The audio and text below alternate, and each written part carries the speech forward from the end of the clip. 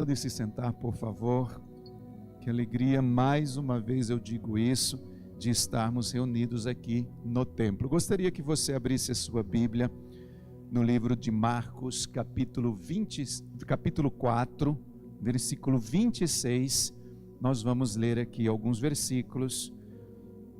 Marcos, capítulo 4, versículo 26.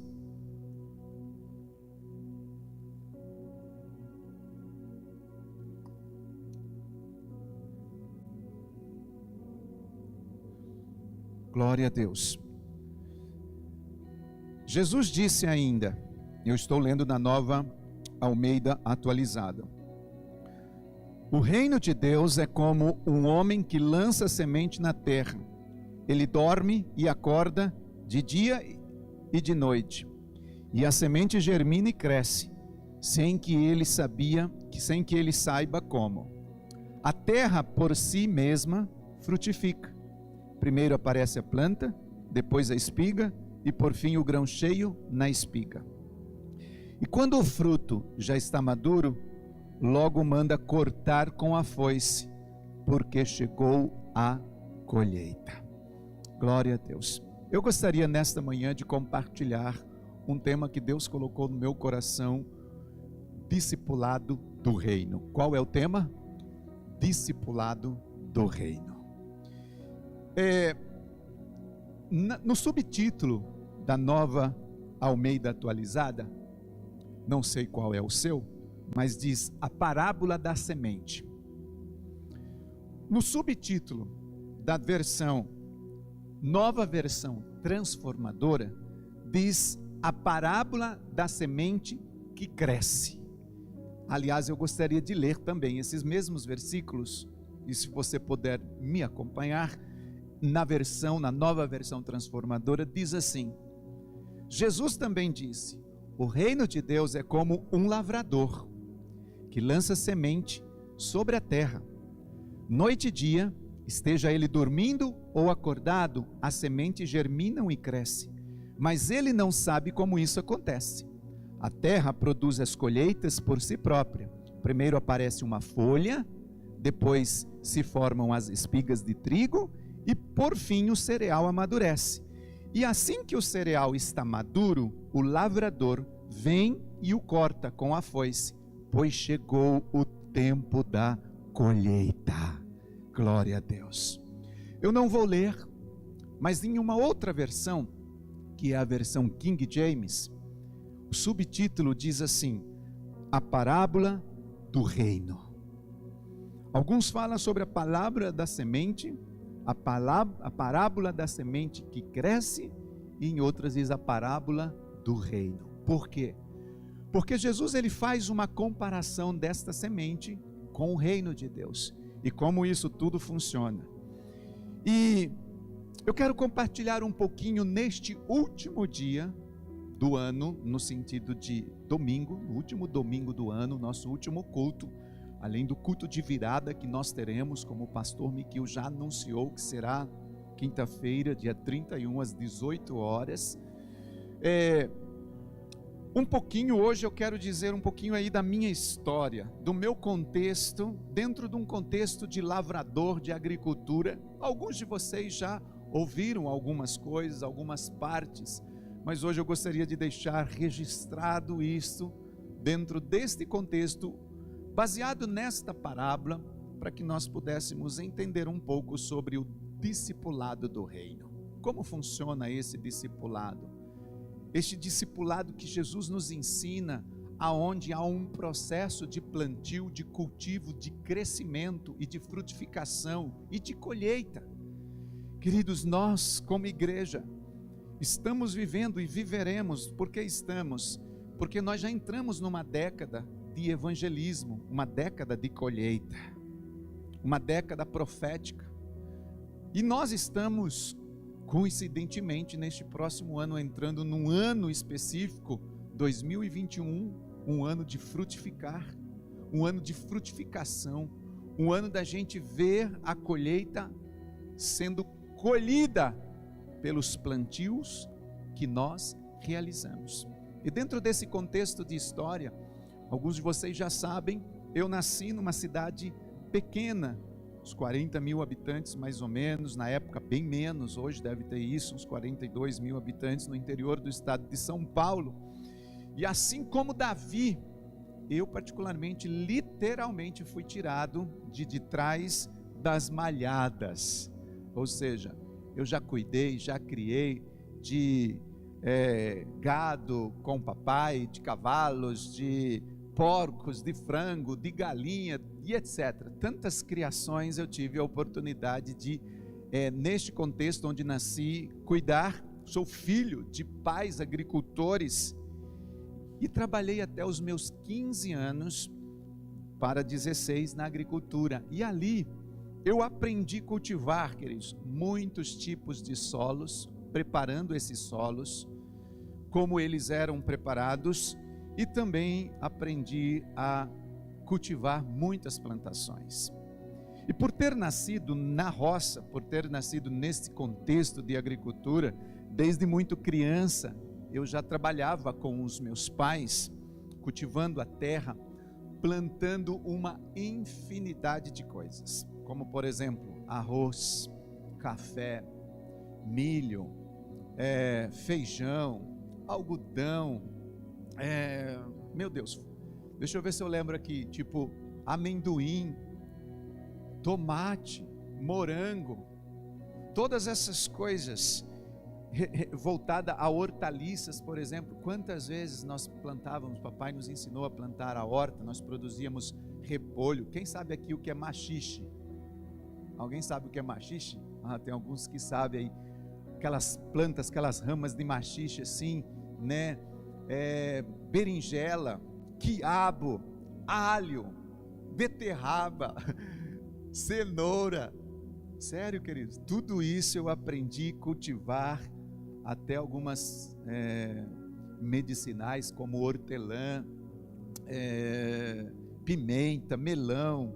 Quem aqui já comeu jiló? Meio amargo, não é?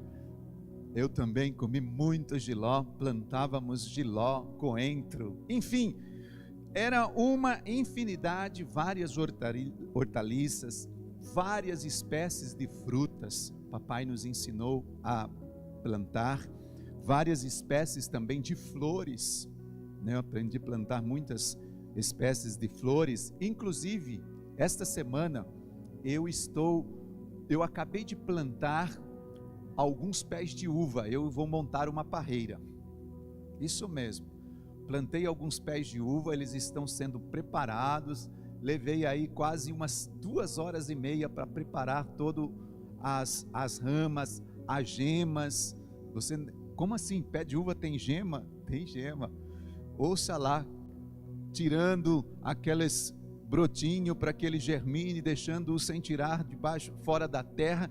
E eles estão sendo preparados, e além das ramas eu plantei algumas sementes. Vou cultivar uva,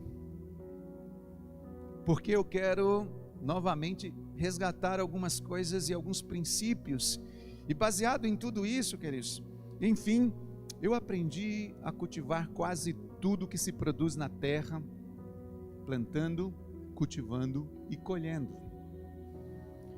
O nosso pão de cada dia, neste tempo em que nós vivíamos da agricultura, vinha desta colheita, daquilo que nós plantávamos, daquilo que nós colhíamos. E eu sou, queridos, descendente de uma família que passou por muitas necessidades. Uma família aonde eu diria que a vida nos ensinou que se você for mole com a vida será dura com você. Mas se você for um pouco mais duro com a vida, ela será mole com você. E neste tempo, eu digo isso porque a gente dava muito duro. A gente trabalhava. Hoje existem muitos maquinários, existem máquinas agrícolas, né? Mas na época, além de existir pouca, as condições nossas não eram favoráveis, financeiramente falando, e tudo que nós plantávamos e colhíamos era cultivado debaixo de sol escaldante e na força do braço. Era com as próprias mãos, onde calos eram, né? Algumas pessoas hoje pegam às vezes as minhas mãos e dizem assim: pastor, que mão fininha, que mão suave. É que vocês não conheceram as minhas mãos até os 15 anos, onde eu precisava pegar assim algumas tesouras ou faquinha para arrancar os calos que formavam-se nas minhas mãos. Eu tirava os calos porque eram muito grossos. Até os meus 15 anos. Então, queridos, nós trabalhávamos com os nossos pais debaixo desse sol escaldantes. Como eu disse, uma situação bastante precária. Nossas roupas na época eram tudo doações que nós recebíamos dos nossos familiares que moravam na cidade grande, né? Tudo era muito escasso. E este foi um período, queridos, muito difícil para nós. Sofremos muito, porém papai e mamãe, eles nos ensinaram uma excelente formação de caráter. Foi formando uma identidade dentro de nós. Minha família, muito tradicional, descendente de italianos, de espanhóis, daqueles que deixavam um fio de bigode como garantia de um negócio, onde a palavra ela valia mais do que qualquer outra coisa que podia existir. Como assim?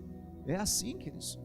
Meus avós, eles iam de um sítio deles para um outro fazer negócio, comprar um gado, comprar um porco, comprar alguma coisa, e colocava a charrete, o carrinho ali no animal, e ia buscar esse porco, ou sei lá o que for, e quando ele chegava lá e dizia: quanto custa? Era tanto réis. Era réis. E diz assim: eu não tenho todo esse dinheiro. Não tem problema. O que eu posso deixar como garantia? Arrancava um fio de bigode, colocava em cima da mesa e dizia: eu volto a pagar. Eu volto aqui pagar. E o negócio era feito com fio de bigode. Hoje é meio nojento falar isso, não é? Hoje você faz nota promissória, duplicata. Hoje você assina termos não sei o que de banco, e mesmo assim ainda, quantos 171 e caloteiro. Embora hoje também existe muita gente de caráter, muita gente com caráter formado, estabelecidos. E aí, queridos, neste contexto, morando no interior, nós, depois de um bom tempo, com o desejo de tentar a vida, a sorte, de uma forma diferente, morando nesse sítio, papai foi convencido de que nós deveríamos nos mudar para a cidade. E em dezembro de 1988, nós saímos do sítio, com 15 anos, nos mudamos para uma cidade chamada Americana, saindo de um sítio, indo para uma cidade de 200 mil habitantes, comparado a onde nós moramos hoje, uma cidade pequena, mas comparado da onde eu vim, era um São Paulo, uma cidade muito grande. Por que nós fomos ali? Para tentar a vida na cidade grande. Um ano depois, em 99, aliás, nem um ano depois, alguns meses depois, começo de 89, de 15 para os meus 16 anos, foi quando eu tive o privilégio de ter uma experiência com Jesus Cristo. Uma experiência a qual mudaria todo o sentido, todo o rumo da minha vida, o qual a partir de então Jesus se tornou meu Senhor e Salvador, e eu passei a servi-lo com todo o meu coração. Um ano depois, 1990, me esforçando, trabalhando, estudando, e também dentro do contexto do reino, me apaixonei pela palavra de Deus. Eu me tornei professor da escola dominical para adolescentes e jovens, e aí eu fui crescendo espiritual e ministerialmente. E o tempo passou e eu permaneci no ministério por alguns anos, 9 anos, até que um dia Deus, de uma forma muito sobrenatural, Ele veio como uma intervenção divina. E 9 anos depois da minha conversão, no ano de 1998, mais especificamente no dia 9 de maio de 98, Priscila e eu nos tornamos discípulos membros da INSEGEC americana, onde nós fomos recebidos pela pastora Aldenice, e aqui estamos até hoje. No final daquele ano, queridos, de 1998, nós estávamos num culto, sendo ministrados por Deus, e eu estava no teclado ministrando ao Senhor com a equipe, e a pastora Aldenice, de repente, foi usada pelo Senhor para nos dizer e trazer uma palavra profética que Deus nos levaria a uma terra estranha que nós nunca tínhamos visto, e aquilo que Ele nos mostraria naquele lugar seria captado, não na nossa mente, mas no nosso espírito, e então isso seria usado no nosso ministério. Foi um culto muito especial, tipo como nós estamos vivendo, finalzinho de 98, finalzinho do ano, final do ano, dezembro de 98, e Deus foi tão enfático quando Ele disse que nós deveríamos urgentemente preparar o nosso passaporte, porque dentro de um ano nós viajaríamos. Hoje o Mercosul, hoje não precisa mais de passaporte para este país, o qual fomos, mas na época precisava, e no final, um ano depois, no final de 99, um ano depois, estávamos prontos para a viagem, a qual no mês de janeiro de 2000, estávamos nós viajando pela primeira vez a Bogotá, Colômbia, a qual nós participamos da 5ª Convenção Anual Bogotá com o tema La Conquista del Nuevo Milênio. A conquista do novo milênio. Foi assim que eu pisei os meus pés pela primeira vez em Bogotá, onde Deus estava nos prometendo a conquista de um novo milênio. E depois daquela palavra profética, no final daquele ano de 1998, a igreja em Americana já vinha passando então por um tempo de transição, pois a pastora Aldenice, ela deixaria de pastorear a INSEGEC em Americana para seguir ao lado da apóstola Valnice, a qual ela faz até hoje, e daria então a oportunidade a um outro casal que estaria assumindo a partir de 99, e especificamente em janeiro daquele ano de 99, no dia 26 de janeiro de 99, aconteceu esse culto de transição. Um culto que estaria então a pastora Aldenice voltando para São Paulo, e esse casal de pastores estaria assumindo a igreja. E interessante, queridos, que nesta data do dia 26 de janeiro de 99, também foi o dia em que Deus marcou a minha chamada ministerial. Foi o último culto da pastora Aldenice como pastora, e o primeiro culto daquele casal de pastores que estariam assumindo o ministério. Para fazer a transição pastoral neste dia, quem estava presente ali era a pastora, na época apóstola Rivanda hoje, porque o casal que estava assumindo a igreja, até então eles estavam debaixo da cobertura dela, então ela veio para dar posse a eles neste culto. E aí, queridos, foi algo incrível que aconteceu naquela noite. Muitas coisas especiais, depois de uma palavra poderosa, a qual ela foi usada para trazer. Uma das coisas especiais foi que depois da ministração da apóstola Rivanda, ela começou, assim que terminou o culto, ela começou a orar com imposição de mãos sobre a igreja e a profetizar sobre as pessoas. E quando ela veio orar por mim e Priscila, Deus a tomou em profecia e nós fomos marcados ali. Inclusive naquela época, Priscila estava grávida de 8 meses da nossa filha Gabriele, que estava no ventre. E Deus também usou a apóstola para liberar uma palavra profética sobre a Gabriele. Inclusive, recentemente nós ministramos aqui sobre isso, compartilhamos a palavra profética sobre a vida da Priscila, da Gabriele, sobre a nossa vida. Temos isso gravado como uma recordação de algo que Deus marcou a nossa vida naquela data.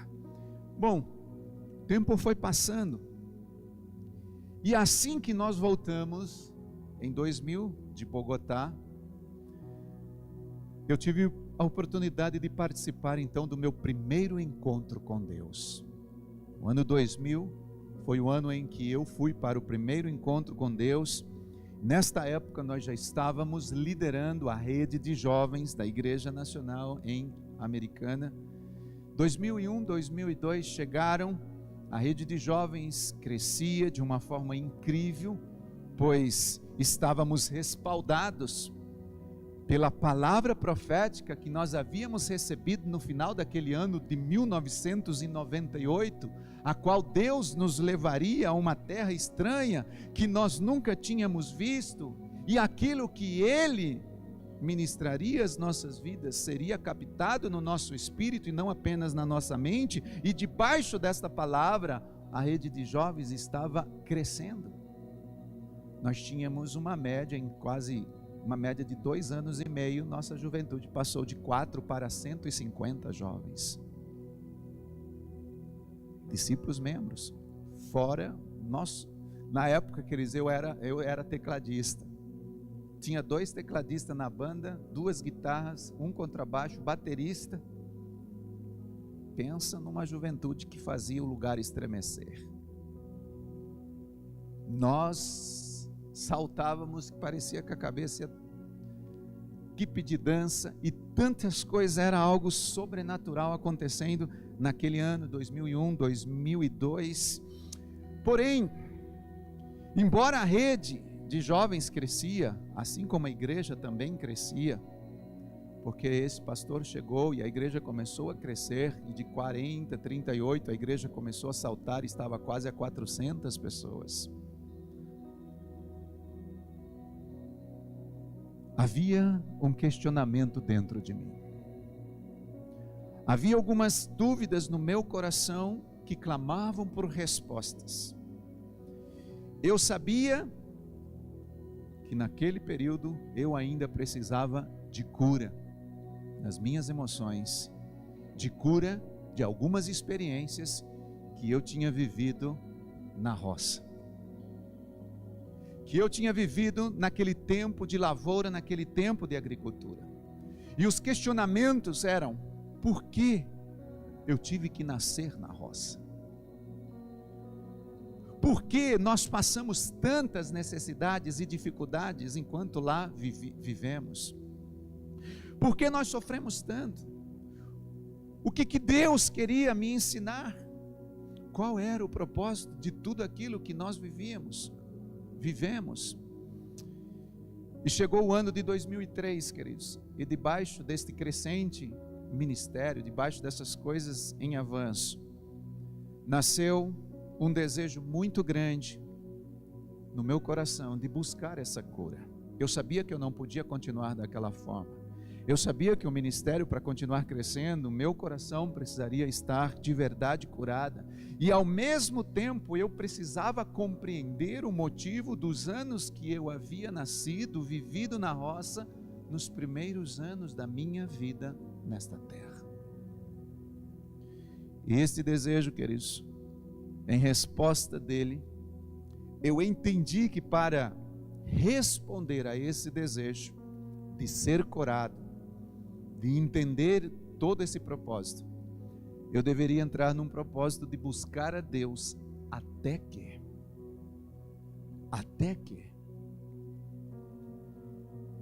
a essa altura, Priscila e eu, nós trabalhávamos o dia todo, ela no boticário, nós já estávamos no banco, fazíamos parte dos 12 dos nossos pastores, como líderes da rede, liderávamos uma proeminente, crescente rede de jovens, cuidávamos naquela época de 20 células, espalhadas em 5 cidades circunvizinhas da cidade onde morávamos, Americana.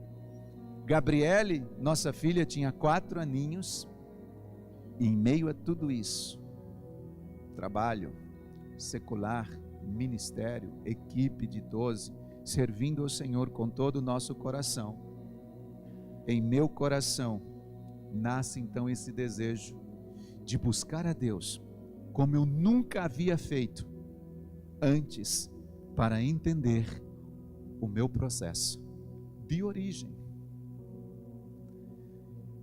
E hoje eu vejo como é importante, queridos, saber da onde viemos, onde estamos e para onde vamos. Como é importante você entender e estar curado em todos esses processos. Mas pastor, e aonde eu vou, não sei. Se você foi curado no seu processo de origem e hoje você vive curado, o seu futuro será a resposta dessa cura. E debaixo dessa direção de buscar a Deus, queridos, o propósito que eu fiz foi começar a ir ao templo todos os dias, das 22 até 1 da manhã. Todos os dias.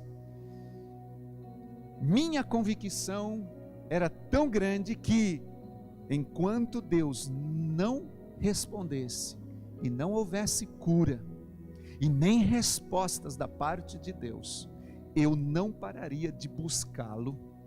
E estabeleci uma meta na época de 6 meses. Senhor, em 6 meses eu quero ouvir a tua voz.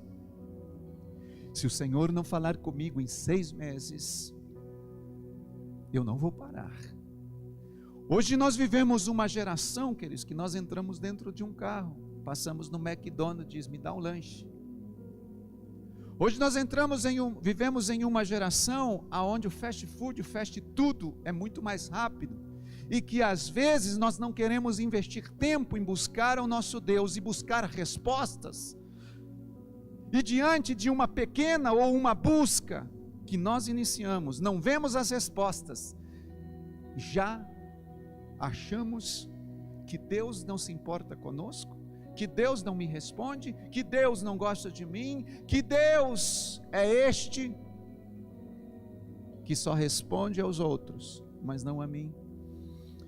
E eu posso lhe garantir que se você está vendo alguém ser respondido e você não, faça uma pausa, converse com esta pessoa e você verá que há uma diferença discrepante entre você e ela, porque com certeza ela está aos pés do Senhor, se humilhando, se prostrando, buscando a vontade de Deus e a direção. Por isso as respostas estão vindo.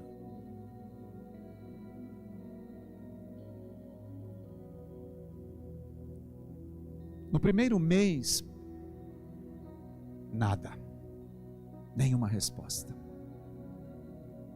Segundo mês, nenhuma resposta. Terceiro mês, buscando a Deus, nenhuma resposta. Mas no quarto mês, aconteceu algo incrível, queridos. Eu lembro-me que mesmo ter sido respondido por Deus naquele ano, naqueles quarto mês, eu ainda continuei o meu propósito até o final daqueles 6 meses, por gratidão a Deus, buscando o Senhor. Todos os dias eu saía da minha casa, às 22, ia ao templo, até 1 da manhã, voltava para casa, e essa era a minha vida.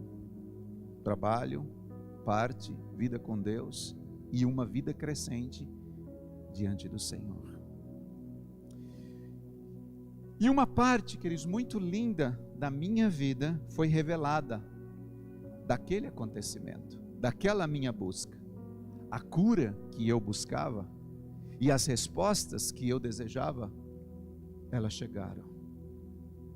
Deus trouxe cura ao meu coração e as respostas foram respondidas, ou melhor, as perguntas foram respondidas. Pois até então, eu sempre estava o tempo todo me perguntando qual era o motivo então de ter vivido um tempo tão difícil, como eu disse, na roça, como agricultor, juntamente com os meus pais, juntamente com os meus irmãos.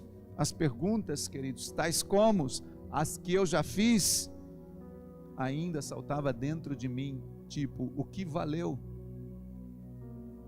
ter vivido como agricultor os primeiros anos da minha vida? Eu não aprendi nada.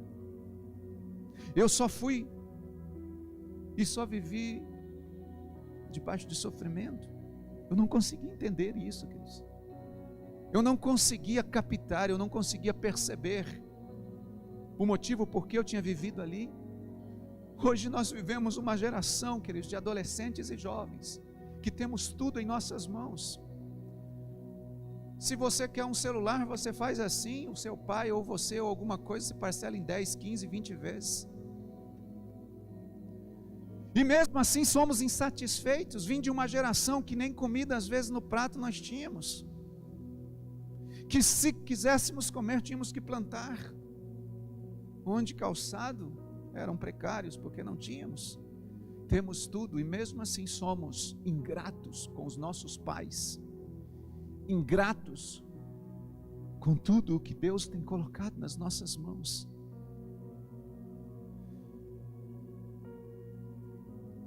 E debaixo dessa pergunta, o que o Senhor queria me ensinar no tempo onde eu vivi, a impressão que eu tinha, queridos, é como que aquele tempo que eu havia vivido na roça tinha sido um tempo em vão na minha vida. Tinha sido um tempo que não tinha valor. E com aquele propósito de oração, de jejum, queridos, que eu fiz diante do Senhor pelas madrugadas no templo, Deus me mostrou todo o significado de eu ter nascido onde nasci e vivido como eu vivi. Hoje eu sou tão grato por isso. Numa daquelas madrugadas, infelizmente eu não consigo lembrar a data. Só lembro que foi depois de um culto de Santa Ceia. Assim que o culto terminou, eu fui para casa, deixei Priscila e Gabriele, voltei para o templo, e por volta da 00:30, mais ou menos, eu estava deitado no chão, chorando em lágrimas, debaixo da mesa que tinha sido preparada aquele domingo, onde tinha servido a mesa de Santa, tinha sido preparada a mesa de Santa Ceia. Foi tirado todos os elementos dali, mas a mesa permaneceu e ela ficava em cima de um tapete. E eu lembro que eu estava debaixo daquela mesa, babando. Eu lembro como se fosse hoje, chorando, como eu fazia todas as noites, dizendo: Senhor, eu preciso entender o meu propósito. E claro, eu ia ali, eu adorava, eu exaltava, eu orava, eu chorava, eu esperneava, eu gritava, era só eu, um templo grande, não podia fazer barulho à vontade. E ali debaixo daquela mesa, eu comecei no meu espírito a ouvir a voz de Deus me dizer. Foi muito lindo. Não foi uma voz audível, foi algo aqui no meu espírito. E ele começou, Deus parece que ele é, vamos dizer assim, eu esqueci a palavra aqui, quando ele quer brincar com a gente, sabe, ele é cheio de humor. Eu tinha tantas perguntas que eu vinha fazendo, e ele começa nesse momento, sabe, fazendo o que comigo? Fazendo perguntas. A voz que eu ouvia dele eram através de perguntas, e ele dizia: você se lembra daquele período na roça? Começou assim. Você se lembra das plantações de milho, arroz, mandioca, café, das frutas? Deus foi mencionando uma por uma, e me fez relembrar do cultivo das plantações. Foi mencionando cada uma delas de uma forma muito específica. E logo depois, queridos, de me trazer, ou de trazer à memória, de uma forma bem detalhada, os tipos de plantações que eu havia cultivado com os meus pais e irmãos, o Senhor continuou dizendo, aquela voz doce dentro do meu coração: você se lembra do cuidado que cada uma delas precisava ter? Cada pergunta era um nó que formava-se assim na garganta, queridos. Alguma delas, o Senhor falando isso comigo, Você precisava capinar em volta, jogar terra nos pés. Algumas delas você precisava usar um agrotóxico mais forte, outras não. Caso contrário, os pulgões, as lagartas, elas poderiam vir devorá-las, destruí-las. Em algumas era necessário usar um tipo de adubo diferenciado de outras, com mais frequências do que outras.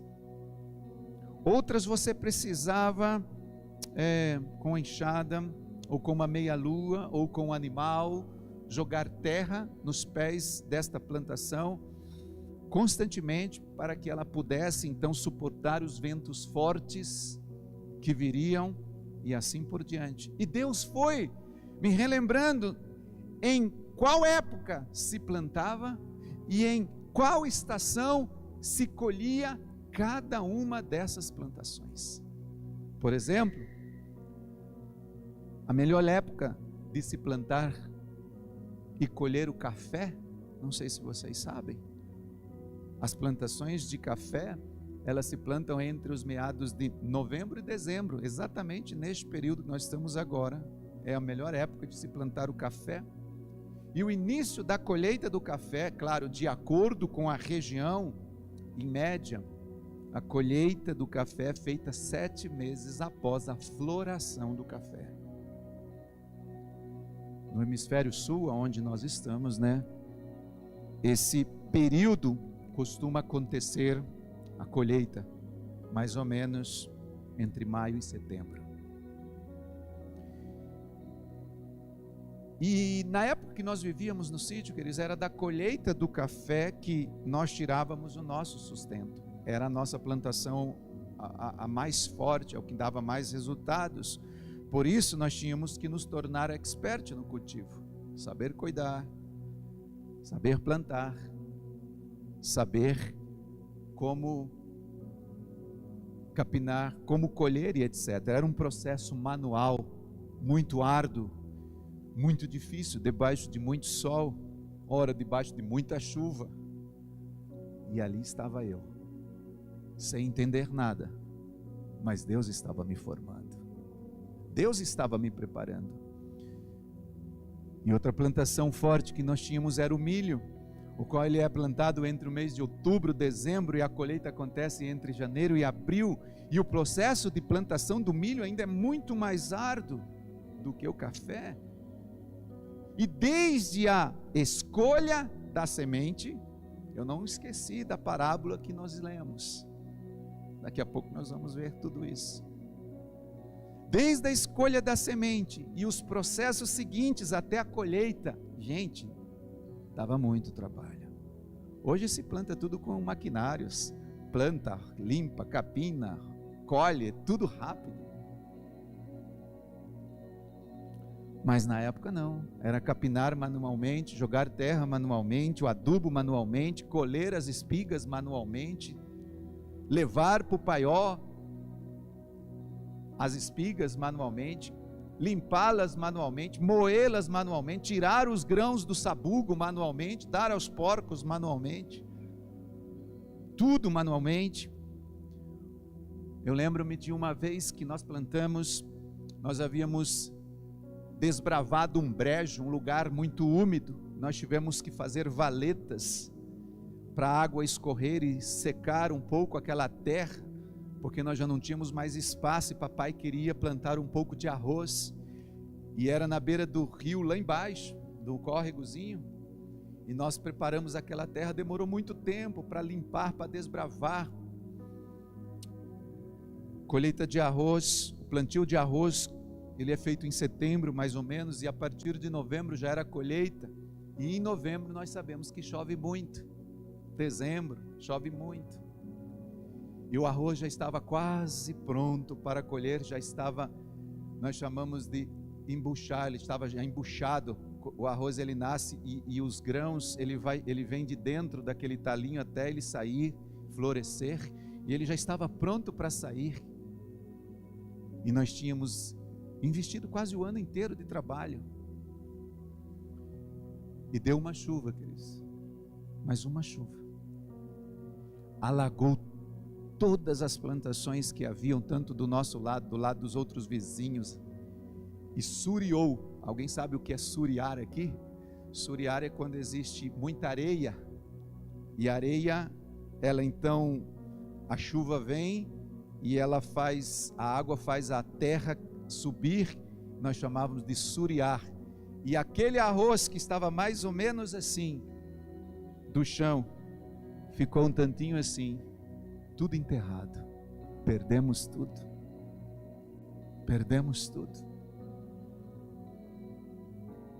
dependia de algo, queridos, muito trabalho. Não se esqueça, daqui a pouco você pode se conectar com isso, porque o tema da ministração é discipulado do reino. O discipulado, queridos, é algo muito lindo, mas ele é árduo, mas vale a pena. Feijão, amendoim, algodão, mandioca, tantas coisas, cada um tinha a sua época de plantar, de colher. E o maior segredo, queridos, entre o plantio e a colheita, era como se deveria cultivar cada uma dessas plantações. Entre uma vida, aceitar a Jesus e começar a dar fruto, existe um processo de cultivação, de discipulado, de cuidado. Você precisava saber com cada uma, como lidar com cada uma dessas plantações, neste processo entre o plantar, cultivar e colher. Nós tínhamos que saber disso. Um agricultor, ele precisa saber disso. Nós não somos iguais, as pessoas são diferentes. Comparado a uma das plantações, nós somos plantações. Eu não sei se você é o café, se você é o milho, se você é o arroz, se você é o feijão, se você é o amendoim. Eu não sei quem você é. Mas naquela madrugada Deus estava me relembrando o processo de que era utilizado e me mostrando que cada plantação que era cultivada por mim, pelos meus pais, cada uma delas tinha que ter um cuidado especial, diferenciado e único. Diga, cuidado especial, diferenciado e único. Diga, este é o discipulado do reino. Discipulado do reino, ele é um cuidado especial, diferenciado e único.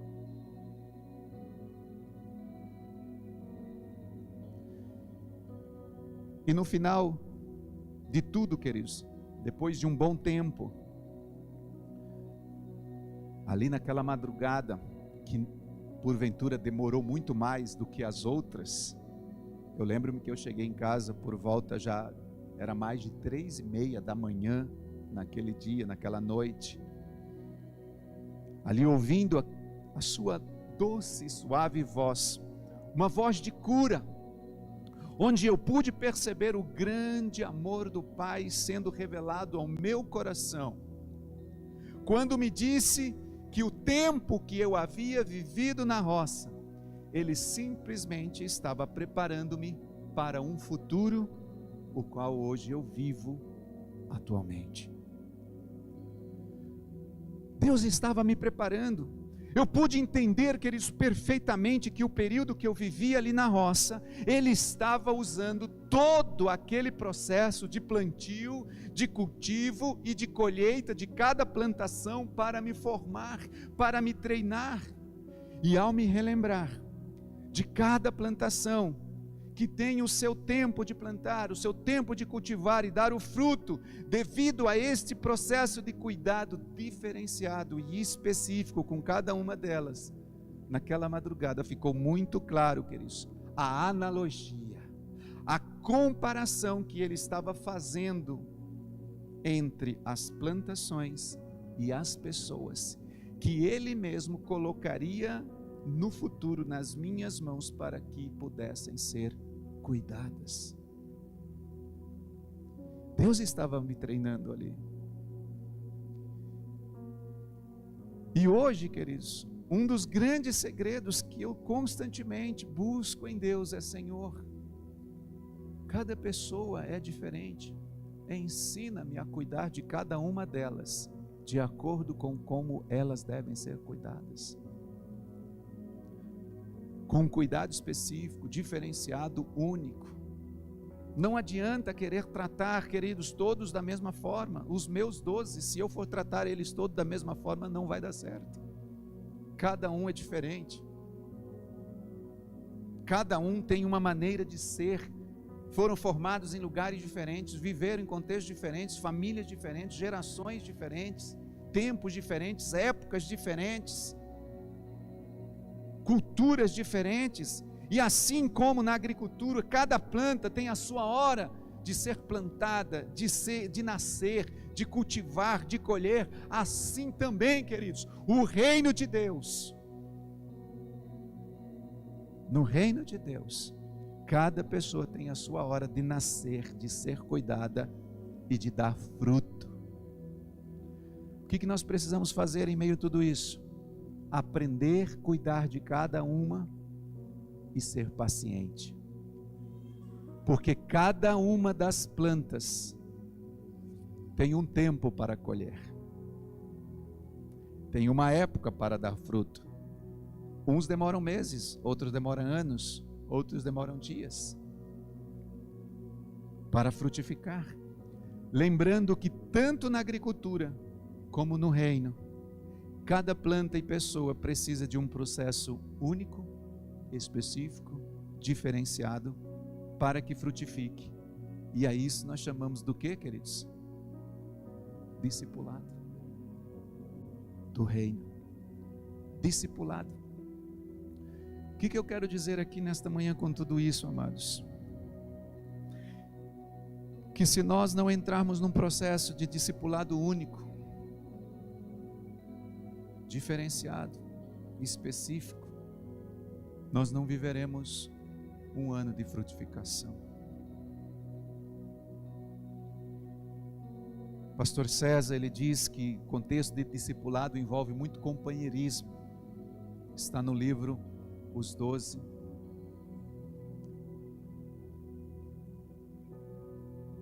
Atos capítulo 2, versículo 42 diz que eles perseveravam em comunhão uns com os outros. Quando se fala de companheirismo, baseado nesse texto, nós temos aqui uma ideia clara, queridos, que o companheirismo foi o que permitiu que os crentes da igreja primitiva sentissem pertencer a um grupo da igreja primitiva. Esse companheirismo, esse discipulado do reino foi com que o povo se sentisse pertencer parte daquela igreja primitiva. As pessoas podiam sentir-se bem pela comunhão que reinava entre eles, porque os apóstolos, eles procuravam viver essa unidade junto com a igreja. Deus nos criou como seres sociais. E Ele, quando há essa união, essa unidade em comum entre nós, queridos, nós podemos desfrutar de crescimento, de frutificação. As pessoas, muitas vezes ela vem de um mundo secular, onde possivelmente sustentam ou sustentaram todo tipo de relações como indivíduos únicos, individualistas, não cristãos. E ao experimentarem essa transição do amor de Deus, esse novo estilo de vida cristã, elas necessitam o quê? Se relacionar com aqueles que têm um outro nível espiritual, para que as ajudem a crescer. Isso é discipulado. E isso se consegue, queridos, durante os tempos de companheirismo, de comunhão, de compartilhar, de investir tempo com os nossos discípulos, assim como se investe tempo um lavrador e um agricultor com as plantações. Além disso, o companheirismo também pode e deve e requer muita perseverança. Este discipulado, nós devemos nos colocar, queridos, à disposição para que o objetivo desta comunhão seja alcançado. Se eu não me colocar à disposição disso, não vamos alcançar, não vamos conseguir. Eu vejo que muitos, quando se iniciam ou iniciam a vida cristã, as pessoas às vezes tendem a fazer o quê? Ou até mesmo um novo que chega à igreja, de ilhar-se do grupo para orar, para ler a Bíblia. Tendem às vezes a se consagrar em casa, descuidam da importância da comunhão com os outros irmãos. Aliás, nós estamos vivendo um tempo muito perigoso,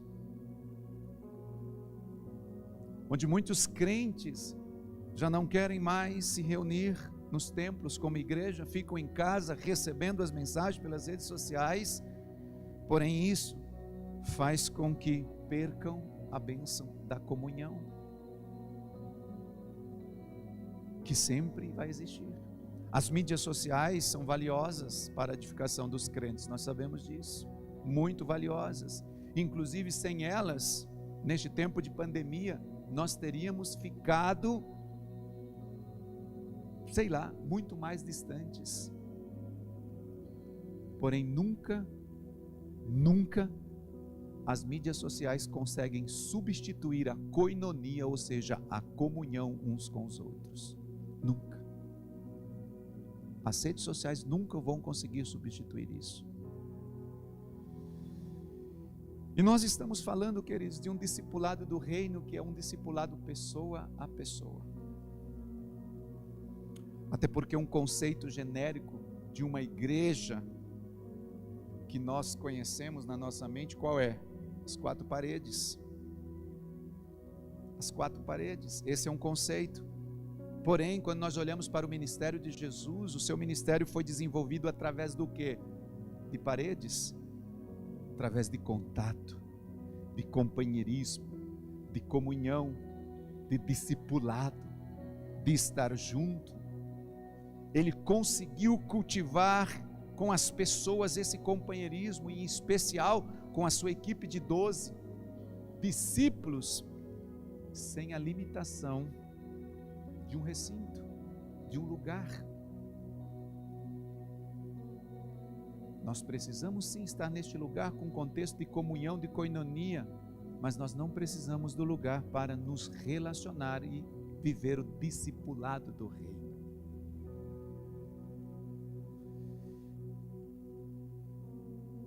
Ele se preocupava, queridos, em alcançar as necessidades das pessoas, e a melhor maneira de conseguir fazer o que o Senhor fez é através do sistema celular, é através das células, no qual nós, os líderes, devemos estar, claro, fortalecidos na unção do Espírito Santo, para sarar os enfermos, para desfazer as obras do inimigo, para levar consolação e salvação às pessoas. Mas para isso, primeiro nós precisamos estar sarados. Essa questão, queridos, de companheirismo exige um trabalho intenso de cada pessoa, cada um de nós, um trabalho profundo no interior de cada um. É um trabalho que requer esforço, que requer paciência para ver o fruto. E se nós desanimarmos, nós não vamos conseguir ver o resultado, assim como um agricultor, se parar de cultivar a terra e aquela plantação. Eu lembro-me, queridos, que teve um período, alguns amigos nossos, uma família ficou doente, moravam num sítio vizinho, e o filho ficou doente, e o pai entrou num desânimo, o filho ficou com câncer, e ele perdeu aquele vigor de cuidar das plantações que ele tinha. E quando nós tomamos conhecimento, nós nos reunimos, vários amigos dos sítios circunvizinhos, e dissemos: vamos ajudá-los. E fizemos um mutirão de pessoas, cada um com suas enxadas, com seus rodos nas costas, paeta na cabeça, preparado para trabalhar, e lá vamos nós. Levou aí um bom período, acho que mais ou menos uma semana, capinando um café dessa altura e um mato dessa altura. Havia tomado toda a plantação de café, o milho, tudo que ele tinha plantado estava praticamente sendo consumido, destruído. Se nós pararmos de cultivar as pragas, o veneno, as ervas daninhas, as contaminações que nós vivemos no mundo, vai entrando no coração dos nossos discípulos, das pessoas, e elas vão perdendo o vigor. Não podemos desanimar, queridos. Não podemos parar. Quando nós olhamos para a Bíblia, eu me encanto, queridos. Existem dezenas de versículos na Bíblia aonde Jesus Cristo, ele faz analogias comparando a agricultura com o reino. Depois que eu comecei a ler a Bíblia e entendi todos esses textos, aí eu fiquei mais sarado ainda. Quantos textos! Jesus usando várias parábolas, fazendo analogia entre a agricultura e o reino de Deus, queridos. Eu tenho aqui pelo menos anotado uns 40, 50.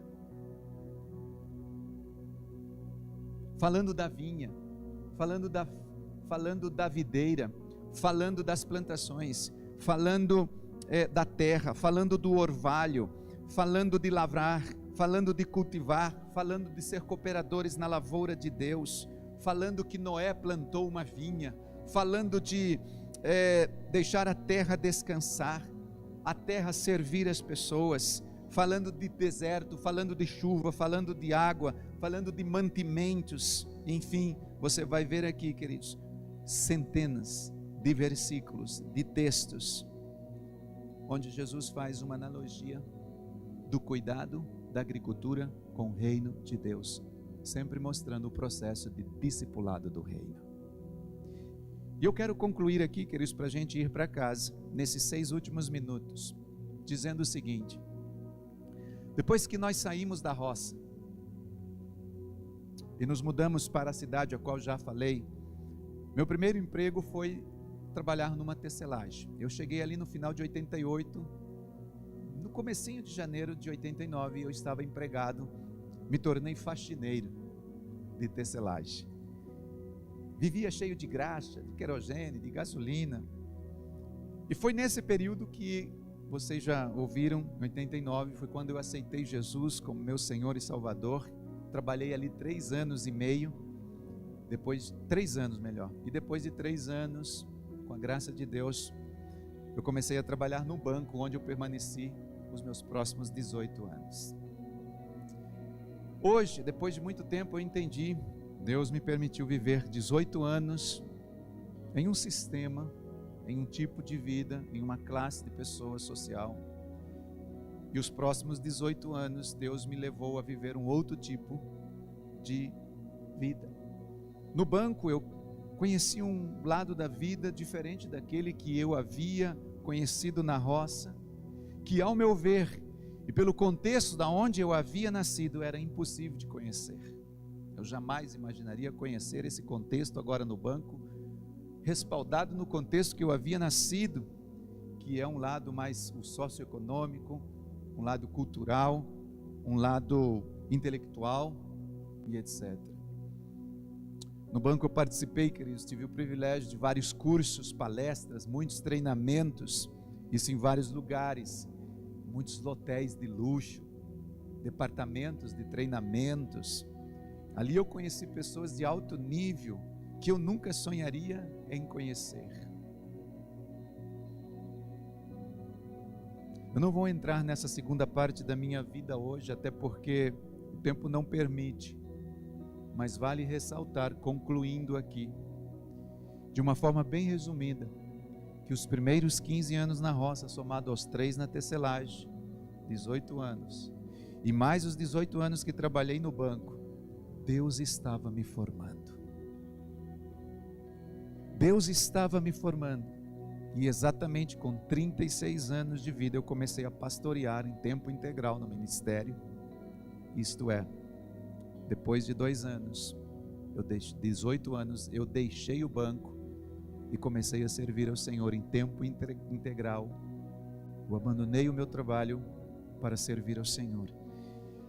E hoje, queridos, Hoje eu sei que tudo que eu passei fazia parte de um propósito maior, de um propósito, o qual eu precisava passar por tudo aquilo, fosse na roça, fosse no banco, para que eu pudesse lidar então com todas as classes de pessoas e empaticamente colocar-me no lugar de cada uma delas durante este, eu diria hoje, lindo processo, árduo processo de discipulado. Ou seja, cuidar de cada uma delas como elas são, assim como um pastor cuida das suas ovelhinhas como elas são. 2021 está às portas. Estamos no nosso último culto de 2020. E será um ano de frutificação, você crê nisso? E como igreja local, queridos, nós estamos num processo entrando em um novo ciclo de 7 anos. E para que as plantações frutifiquem e dê os seus frutos, escute isso, você que está em casa e você que está aqui. Será necessário que cada um de nós sejamos cuidados diferencialmente, especialmente e único. E depois de ser cuidado, você também precisará cuidar de uma forma específica, diferenciada e única, com cada plantinha, com o cultivo e com o fruto. Esse é o discipulado do reino. Amém? O discipulado do reino é um discipulado contínuo, onde eu recebo e dou. Não é um discipulado onde eu recebo e fico para mim. Reino é reino onde todos são alcançados. E neste próximo ano, queridos, a visão celular no governo dos 12 nos garante esta possibilidade. Um discipulado pessoa a pessoa. E é claro que isso não será feito apenas por mim, Priscila. Eu não tenho condições de discipular toda a igreja, e nem a Priscila. Isso não será feito, isso precisa ser entranhado na nossa mente e no nosso coração. Nós discipularemos a nossa equipe, e a nossa equipe, por sua vez, a sua equipe, e assim sucessivamente. Mas todos nós teremos um cuidado diferenciado, único e específico. Eu gostaria que você que está em casa, não sei se é possível se colocar de pé, mas os que estão aqui no templo, sim. Quero orar com vocês hoje, agora. Queridos, ouça-me bem, por favor. Hoje, neste último domingo do ano, eu creio piamente, nós poderíamos aqui trazer uma palavra voltada a sonhos, a projetos, a conquistas. Acabou o ano, que você não conquistou, você vai conquistar o próximo ano. Poderia. Mas existe uma conquista melhor a conquistar, a não ser os frutos, vidas a serem apresentadas ao Senhor Jesus? Eu acredito que não. E eu creio piamente que Deus está, o Espírito Santo está usando esta ministração nesta manhã para que seja feita uma transição de 2020 para 2021. Hoje o Espírito Santo está usando esta manhã para que nós, como igreja, saiamos de 2020 e entramos em 2021. Ou seja, saiamos de um ano da visão perfeita, 2020, para um ano de frutificação, um ano de cuidado, um ano de discipulado, um ano de frutos, um ano onde nós profetizamos o profético e o evangelístico para desfrutarmos de uma grande colheita. Amém. Um ano onde nós vivemos profetizando 2 Crônicas 20:20 e Atos 20:20. Um ano que nós liberamos palavras proféticas, um ano que nós desenvolvemos o apostólico, para vivermos um ano de colheita. percebe a harmonia, percebe o agir do Espírito Santo. Grande colheita. Feche os seus olhos. Espírito Santo, obrigado, Senhor. Estamos aqui diante da sua presença.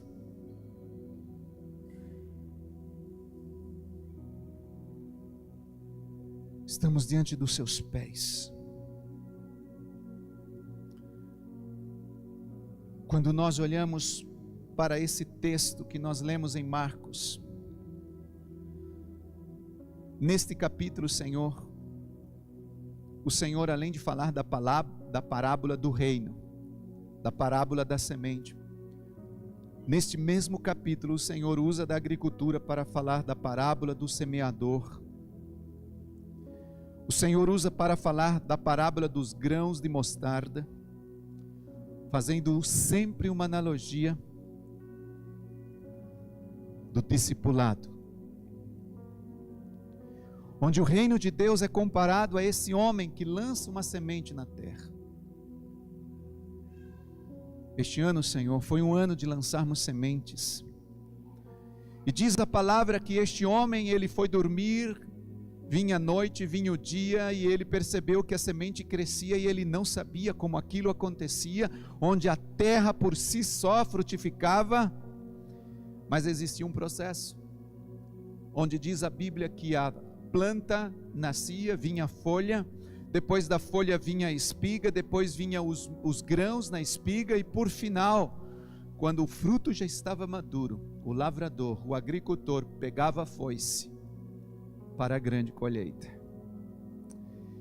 Eu creio que o Espírito de Deus está fazendo com que esta manhã seja uma manhã de transição, uma manhã de sairmos do ano 2020, um ano de visão perfeita, e entrarmos, Senhor, num ano de conquistas, num ano de frutificação, onde tudo aquilo que Deus nos mostrou, através de um trabalho de discipulado, nós veremos os frutos e uma grande colheita nas nossas células, na igreja.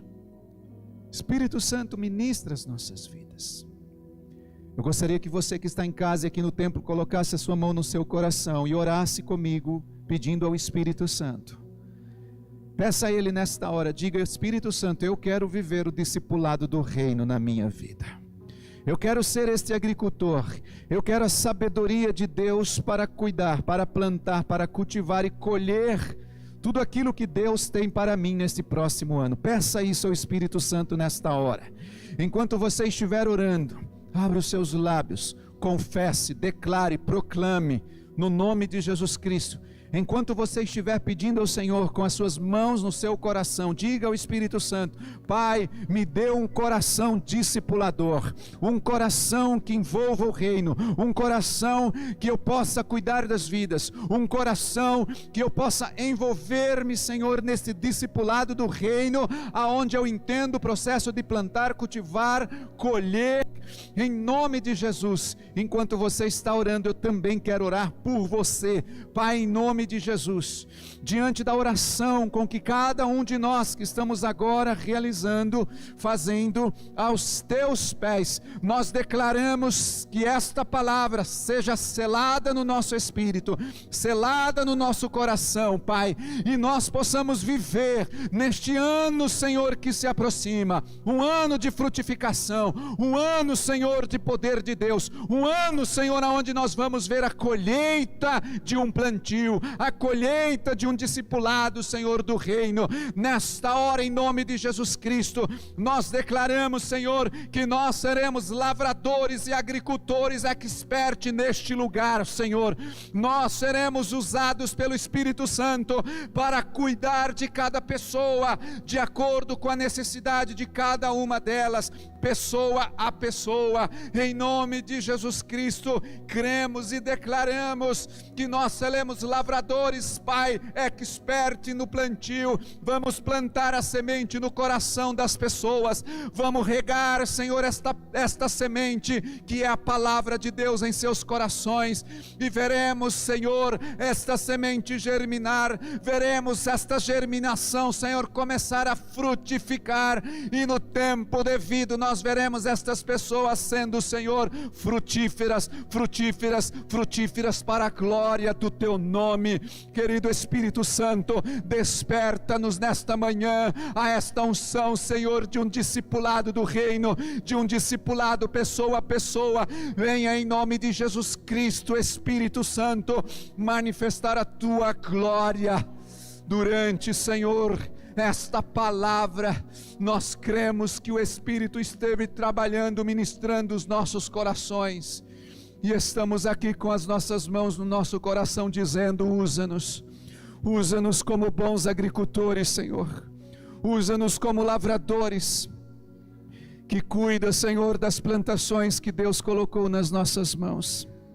Espírito Santo, eis-nos aqui diante do Senhor, como igreja estamos reunidos neste lugar, entregamos, Senhor, este último domingo do ano nas tuas mãos, sendo gratos e declarando, Senhor, que viveremos como bons lavradores neste próximo ano, cultivando um solo fértil, em nome do Senhor Jesus Cristo.